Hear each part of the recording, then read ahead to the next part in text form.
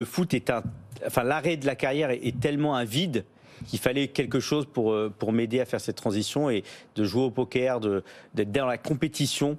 Ça m'a beaucoup aidé. Mais c'est vrai, à aucun moment j'ai voulu inciter les autres à jouer, ou notamment les plus jeunes, et encore moins sur Internet. Ouais.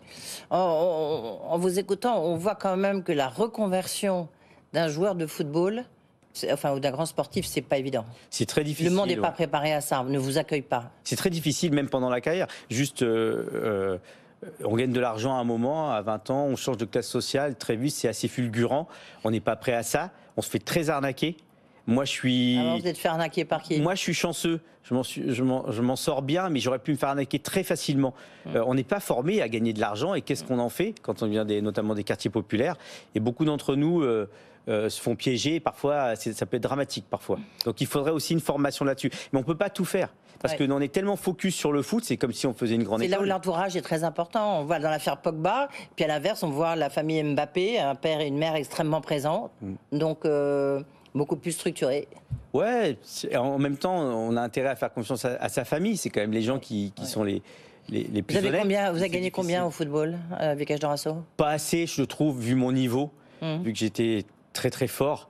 Et puis, j'ai pas joué à la bonne époque. Oui. Aujourd'hui, je pense que des joueurs moyens qui jouent dans des clubs moyens gagnent autant que ce que je gagnais à l'époque. C'est-à-dire?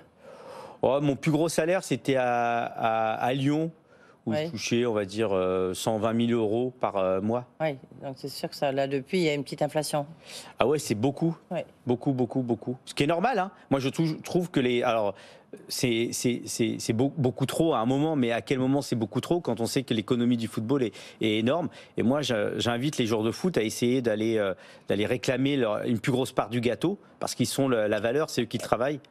Et ils pourraient vraiment rentrer en participation, en co-organisation. Et s'ils gagnent beaucoup d'argent, ils pourraient redistribuer, le repartager. Enfin, on ne va pas trop plaindre Mbappé, hein, parce que voilà. Mbappé, bien sûr, c'est beaucoup d'argent.